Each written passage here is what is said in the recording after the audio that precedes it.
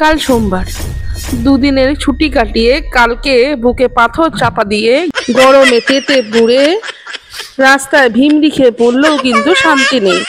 Office তো আপনাকে যেতেই হবে। আমার মাথা নষ্ট, কি যে কষ্ট। কষ্ট করলেই তো কেষ্ট মেলে। তাই এই দৌড়ঝাঁপ ভরা দিনের জন্য দারুণ এক রেসিপি বলে দিই, যা বানাতে মিনিট পাঁচেকের থেকেও কম সময় লাগবে, আর খেতেও কিন্তু দারুণ হয়।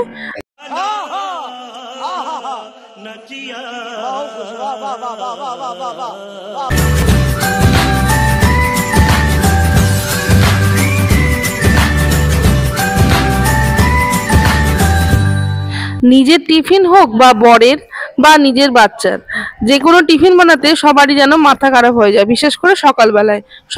চট জলদি হয়ে যাওয়া একটা রেসিপি নিয়ে আপনাদের সামনে দেখাচ্ছি। প্রথমে দেখলেন আলু এবং পেঁয়াজ অল্প করে কাটা হলো, মোটামুটি 4টা আলু আর তার মধ্যে মাঝারি সাইজের 2টো পেঁয়াজ। এরপরে সর্ষের তেল সামান্য পরিমাণে দিয়ে তাতে কালো জিরা ফোড়ন দেওয়া হলো, তা আবার প্রেসার কুকারে করছি। দেখুন রান্নাটা কত তাড়াতাড়ি হয়ে যায়। এরপরে খানিকটা ভাজা হলে পরেই আলু আর পেঁয়াজটা সব একসাথে দিয়ে দেওয়া হলো।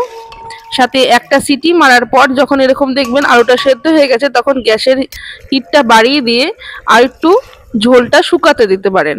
আর যদি মনে হয় যে কম ঝোল দিয়ে দেবেন, তাহলে এক সিটি মারার পরেই আপনি নামিয়ে নিয়ে চলে যেতে পারেন। আর এই যে আমরা একটু তাড়াতাড়ি হয়ে গেছিল দেখে আমাদের ঝোলটা রেখে দিয়েছিলাম, ঝোলটা শুকাতে দিয়ে দিয়েছি। আপনারা যদি ঝোল ঝোল খেতে পারেন আমাদের মতন, তাহলে এরকমই রাখতে পারেন, অথবা একটু কমিয়েও নিতে পারেন। এদিকে সেই সুযোগে আটাও মাখিয়ে নেওয়া হলো। ব্যাস রেডি আমাদের পরোটা আর সাদা আলুর তরকারি। কত চটজলদি হয়ে গেল না?